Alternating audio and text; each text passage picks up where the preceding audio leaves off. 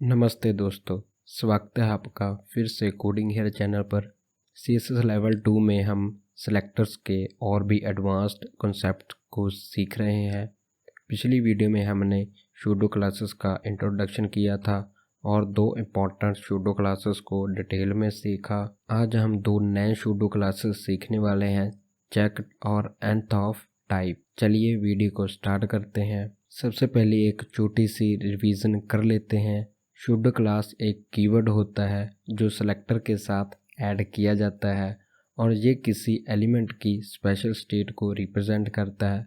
Example के लिए mouse ले जाने पर होवर इफेक्ट होना, क्लिक करने पर एक्टिव होना, चेक बॉक्स सेलेक्ट करने पे चेक्ड होना या किसी स्पेसिफिक पोजीशन के एलिमेंट को टारगेट करने के लिए nth ऑफ टाइप यूज़ करना। तो सूडो क्लासेस का काम होता है एलिमेंट्स की डिफरेंट स्टेट और पोजीशंस के हिसाब से स्टाइलिंग अप्लाई करना। सबसे पहले बात करते हैं चेक्ड सूडो क्लास की। चेक्ड सूडो क्लास उन एलिमेंट्स पर अप्लाई होती हैं जिनके पास चेक्ड स्टेट होती है या mainly check box, radio buttons और ऑप्शन एलिमेंट्स के लिए यूज होती हैं। मतलब जब यूज़र चेक बॉक्स या रेडियो बटन को सिलेक्ट करता है तब उस एलिमेंट पर चेक्ड के अंदर लिखी हुई CSS अप्लाई हो जाती है।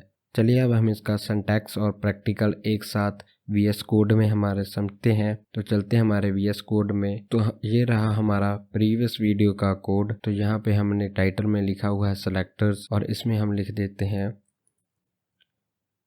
Pseudo classes. तो यहाँ पे हम क्रिएट करते हैं चेक बॉक्स और इसकी टाइप में हम लिख देते हैं चेक बॉक्स और इसमें हम एक ID एट्रीब्यूट पास कर देते हैं जो हम लेबल के साथ कनेक्ट करेंगे। जैसे यहाँ पे हम लिख देते हैं HTML और इसके लिए हम लेबल क्रिएट कर लेते हैं और इसके 4 एट्रीब्यूट में हम सेम ID वैल्यू पास कर देते हैं और इसमें भी हम लिख देते हैं HTML। मीन्स हम चेक बॉक्स मीन्स ऑप्शंस दे रहे हैं यूज़र को जो वो सिलेक्ट करेगा। तो यहाँ पे हम एक BR टैग दे देते हैं। हम इसी को कॉपी पेस्ट कर देते हैं ताकि हमारा टाइम वेस्ट ना हो ज़्यादा और इसके लिए भी हम एक BR टैग क्रिएट कर देते हैं और यहाँ पे भी हम एक बार कॉपी और पेस्ट कर दिया है और इसमें हम ID वैल्यू नेम चेंज कर देते हैं यहाँ पे। तो यहाँ पे हम लिख देते हैं CSS।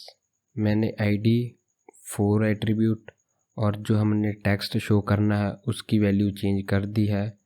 यहाँ पे हम लिख देते हैं जैसे जावास्क्रिप्ट। यहाँ पे भी हम सेम लिख देते हैं जावास्क्रिप्ट और यहाँ पे जो टेक्स्ट शो होगा उसकी भी हम वैल्यू चेंज कर देते हैं और यहाँ पे भी एक BR टैग ले देते हैं। अब यहाँ पे इसको करते हैं सेव विदाउट स्टाइलिंग। इसकी आउटपुट देखते हैं। यहाँ पे हम रिफ्रेश करते हैं। हमारे यहाँ पे 3 ऑप्शंस आ चुके हैं चेक बॉक्स के थ्रू। हम यहाँ पे इसको सेलेक्ट भी कर सकते हैं। तो अब हम इसकी लिखते हैं CSS। पहले हम चेक बॉक्स को सिलेक्ट करते हैं। तो सिलेक्ट करने के लिए हम यहाँ पे इनपुट एलिमेंट नेम लिखते हैं और यहाँ पे हम ब्रैकेट्स देते हैं और टाइप लिखते हैं एट्रीब्यूट नेम और इक्वल टू इसमें हम लिखते हैं जो हमारे एट्रीब्यूट की वैल्यू है। तो यहाँ पे हमने किस सेलेक्टर का यूज़ किया? यहाँ पे हमने एट्रीब्यूट सेलेक्टर का यूज़ किया चेक बॉक्स को सिलेक्ट करने के लिए। यहाँ पे हम इसकी वैल्यू नेम सही कर लेते हैं। यहाँ पे हम कॉलन लगाते हैं और यहाँ पे हम सूडो क्लास को लिखते हैं जो हम कर रहे हैं चेक्ड बॉक्स। तो हमने सूडो क्लास चेक्ड को लिख लिया है। अब हम किस पे CSS अप्लाई करना चाहते हैं?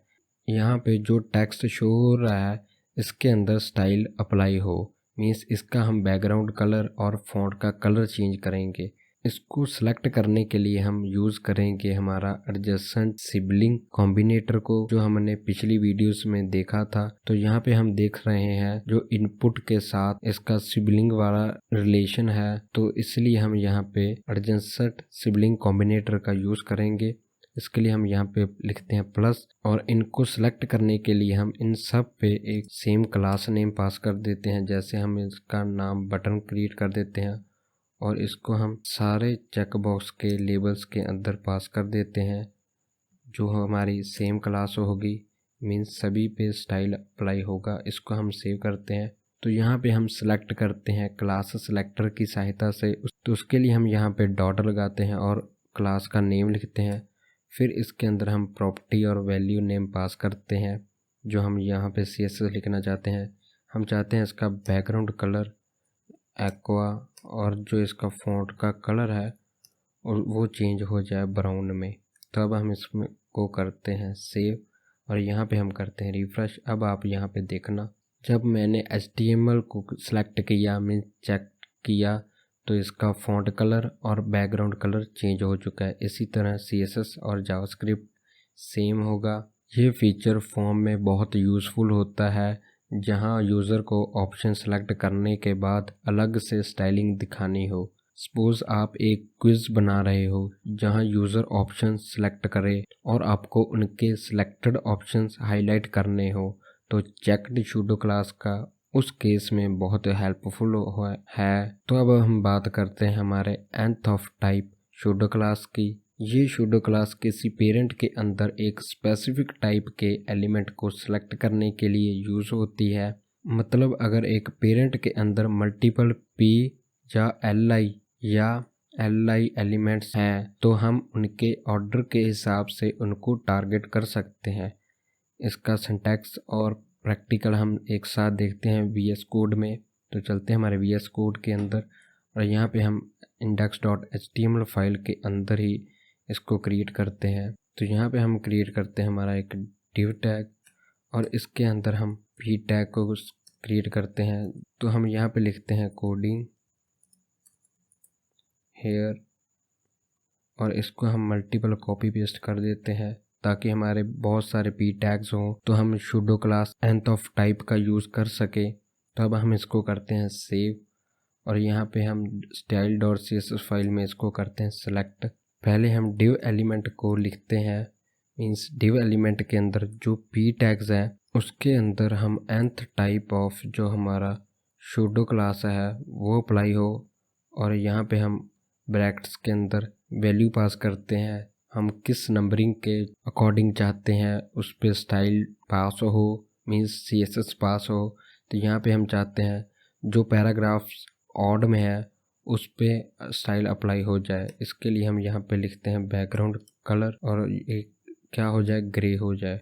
अब यहाँ पे हम करते हैं इसको सेव और इसकी आउटपुट देखते हैं ब्राउज़र में। आप यहाँ पे देख सकते हो जो ऑड पे थे पैराग्राफ उनका बैकग्राउंड कलर ग्रे हो चुका है और जो हमारे इवन में थे उनका बैकग्राउंड कलर चेंज नहीं हुआ है। सेम इसी को हम कॉपी और पेस्ट करते हैं नीचे और जो हमारे इवन नंबर होंगे, जो हमारे इवन ऑर्डर पे पैराग्राफ्स होंगे, हम उनका बैकग्राउंड कलर चेंज कर रहे हैं ग्रीन के हिसाब। और यहाँ पे हम करते हैं सेव और यहाँ पे रिफ्रेश करते हैं। ये हमारे ऑड पे पैराग्राफ्स, ये हमारे इवन पे पैराग्राफ्स, मीन्स ये हैं सब ऑड पे और ये हैं इवन।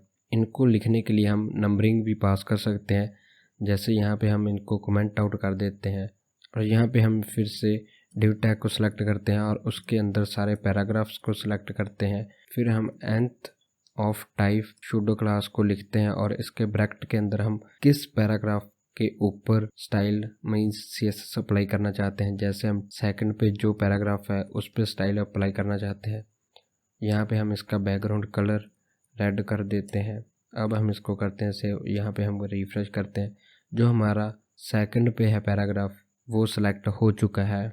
इसमें हम वैल्यू कुछ इस प्रकार भी दे सकते हैं, जैसे हम यहाँ पे 2 के बाद n लिख दें, इसका मतलब होगा सेकंड, मीन्स। अब हम इसको करते हैं सेव, यहाँ पे हम इसको करते हैं रिफ्रेश। इसका मीनिंग क्या होगा, जैसे ये है फर्स्ट, ये है सेकंड, इसी तरह ये होगा फर्स्ट और ये फिर से होगा सेकंड और ये फिर से होगा फर्स्ट और इसके बाद जेकर और पैराग्राफ होता वो भी सिलेक्ट हो जाना था और उसका बैकग्राउंड कलर भी चेंज हो जाना था।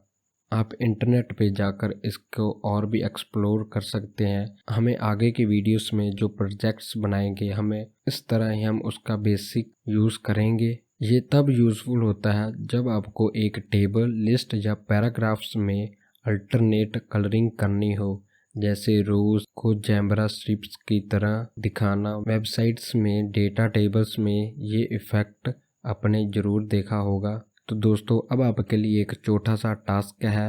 एक फॉर्म बनाओ जिसमें 2 रेडियो बटन्स हों और 2 चेक बॉक्स हों। चेकड होने पर उन्हें अलग स्टाइलिंग दो और एक डिव के अंदर 5 पैराग्राफ्स बनाओ और उसमें nth of type pseudo class का यूज़ करके ऑड पैराग्राफ्स को ग्रीन और इवन पैराग्राफ्स को येलो बैकग्राउंड दो। तो दोस्तों आज हमने सीखा सूडो क्लासेस क्या होती हैं एक क्विक रिवीजन के साथ, चेकड सूडो क्लास क्या होती है, कहाँ यूज़ होती है और एक practical demo nth of type pseudo class का यूज़ और उनका रियल लाइफ एग्जांपल के साथ प्रैक्टिकल।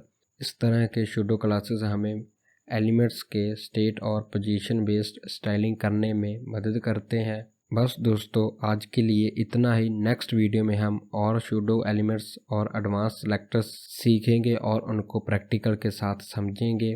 अगर आपको ये वीडियो पसंद आई हो और कुछ नया सीखने को मिला तो प्लीज़ वीडियो को लाइक करें, अपना फीडबैक कमेंट में लिखें और अपने दोस्तों के साथ शेयर करें।